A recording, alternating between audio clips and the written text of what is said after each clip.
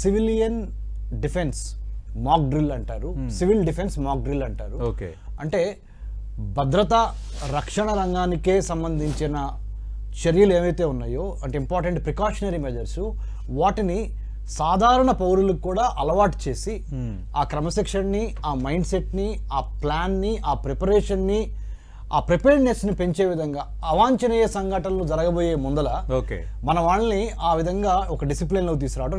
నేను ఇజ్రాయెల్లో కూడా చదువుకున్నా, మీకు తెలుసు, నేను చెప్పాను చాలాసార్లు.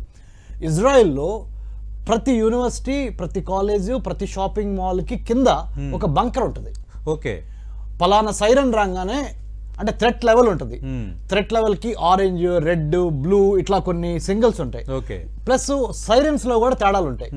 ఈ సైరన్ వస్తే ఎయిర్ రైడ్ జరుగుతున్నట్టు, ఈ సైరన్ వస్తే ల్యాండ్ సంబంధించిన అటాక్ జరుగుతున్నట్టు, ఈ సైరన్ వస్తే కోస్టల్ సంబంధించి, ఈ సైరన్ వస్తే టెర్రరిస్ట్ బాంబ్ పేలినట్టు, ఇట్లా డిఫరెంట్ థ్రెట్స్కి డిఫరెంట్ సింబాలిక్గా వాళ్ళకి అర్థమయ్యే విధంగా సైరన్స్ వ్యవస్థ ఒకటి number 1. Number 2, chemical, biological, radiological, nuclear war ఏదన్నా జరిగే పరిస్థితి ఉండి ఏమన్నా మిసైల్స్ ఈ కెమికల్, బయలాజికల్, రేడియలాజికల్తో ఆ వార్ హెడ్స్తో అవి పెట్టి దేశం మీదకి వదిలినప్పుడు మనం ఎలాంటి సంసిద్ధత ఉండాలి, మామూలుగా మంచినీళ్ళు తాగకూడదు, డైరెక్ట్గా భోజనం చేయటం కానీ, డైరెక్ట్గా బయటికి వెళ్ళి గాలి పీల్చుకోవటం కానీ అనే వాటి మీద, అంటే ప్రతి చిన్న విషయం మీద స్టూడెంట్స్తో పాటు మనకి ఎన్సీసీ, ఎన్ఎస్ఎస్ ఇక్కడ ఉన్నాయి కదా, అట్లానే అక్కడ ఇజ్రాయెల్లో కూడా ఇజ్రాయెల్ డిఫెన్స్ ఫోర్సెస్ చాలా మా యూనివర్సిటీస్కి వచ్చేప్పుడు అన్ని నేర్పించేవి.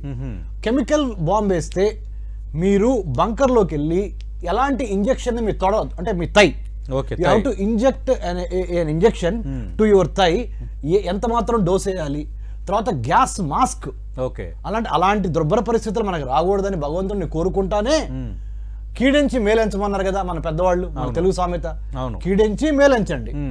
మనము అవన్నీ నేర్చుకోవటం మూలాన వస్తుందని కాదు అర్థం, యుద్ధం వస్తుందని కాదు, మానసికంగా, శారీరకంగా శాంతి సమయంలోనే యుద్ధానికి ప్రిపేర్ అవటం అన్నమాట.